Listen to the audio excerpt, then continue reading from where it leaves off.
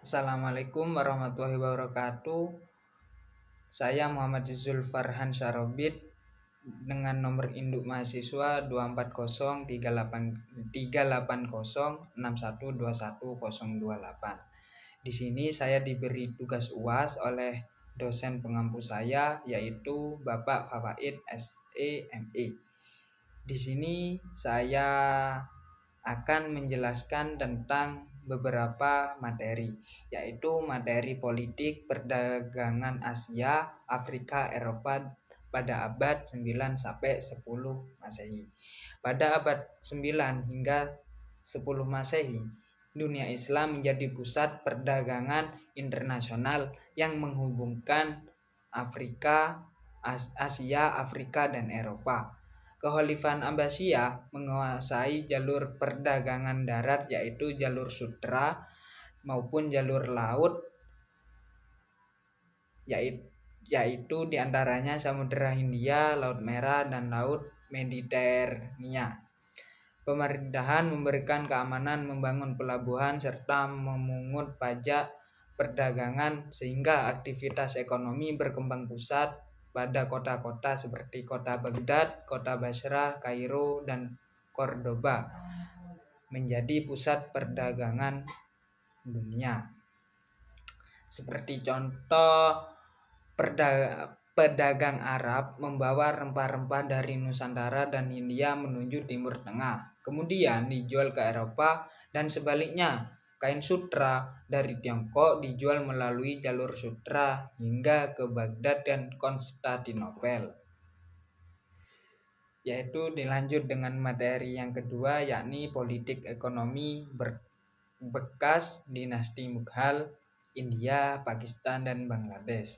Setelah runtuhnya dinasti Mughal dan berakhirnya kolonialisme Inggris, India, Pakistan, dan Bangladesh menerapkan kebijakan ekonomi yang berbeda. India mengembangkan industri informasi teknologi. Pakistan mengandalkan sektor pertanian dan tekstil. Sedangkan Bangladesh berkembang melalui industri garmen dan ekspor pakaian jadi. Negara ketiganya juga menghadapi tantangan berupa kemiskinan dan ketimpangan ekonomi. Seperti contoh, India menjadi pusat industri informasi teknologi di Bengaluru, dan Pakistan mengekspor kapas dan tekstil ke berbagai negara, dan Bangladesh salah satu pengekspor pakaian jadi terbesar di dunia melalui perusahaan seperti Beximco dan DBL Group. Dilanjut materi yang ketiga, yakni nasionalisasi dan privatisasi faktor produksi. Nasionalisasi sendiri adalah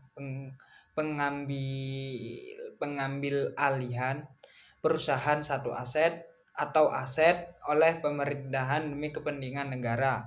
Tujuannya, sumber daya strategis dikelola untuk kesejahteraan masyarakat. Dan privatisasi sendiri adalah penyerahan sebagian atau keseluruhan kepemilikan perusahaan negara kepada pihak swasta agar pengelolaannya efisien dan kompetitif. Seperti contoh, nasionalisasi Indonesia mengambil alih perusahaan minyak dari Belanda setelah kemerdekaan hingga lahirnya Pertamina. Dan privatisasi sebagian saham PT Telkom Indonesia dijual kepada publik melalui Bursa Efek Indonesia. Dilanjut materi yang keempat, yaitu kinerja ekonomi negara-negara OKI dan peranan IDB terhadap kelangsungan ekonomi anggota OKI. Anggota Organisasi Kerjasama Indonesia, yaitu OKI, negara-negara memiliki kondisi ekonomi yang beragam. Negara-negara seperti Arab Saudi, Uni Emirat Arab, Qatar, dan Turki memiliki perekonomian yang relatif kuat, sedangkan beberapa negara lain masih menghadapi masalah kemiskinan yang konflik. Islamic Development Bank, biasanya disebut dengan ISDB, berperan memberikan pembiayaan pembangunan bantuan teknis, investasi infrastruktur, pendidikan, kesehatan, dan pengembangan ekonomi syariah bagi negara anggota. Seperti contoh, ISDB memberikan pembiayaan pembangunan jalan, rumah sakit, dan proyek pendidikan di Indonesia, Bangladesh, dan Pakistan, dan serta negara-negara Afrika seanggota OKI. Dari yang kelima, yaitu dinamika politik ekonomi Islam di negara-negara Asia Tenggara. Asia Tenggara menjadi kawasan dengan perkembangan ekonomi Islam yang pesat. Indonesia, Malaysia, dan Brunei Darussalam. Pengembangan industri perbankan syariah, yaitu suku, zakat, wakaf, produktif, serta industri halal.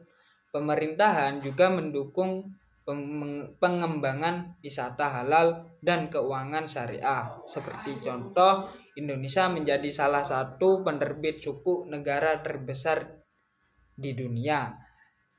Malaysia dikenal sebagai pusat keuangan syariah internasional. Brunei menerapkan sistem ekonomi yang banyak berlandaskan syariat Islam.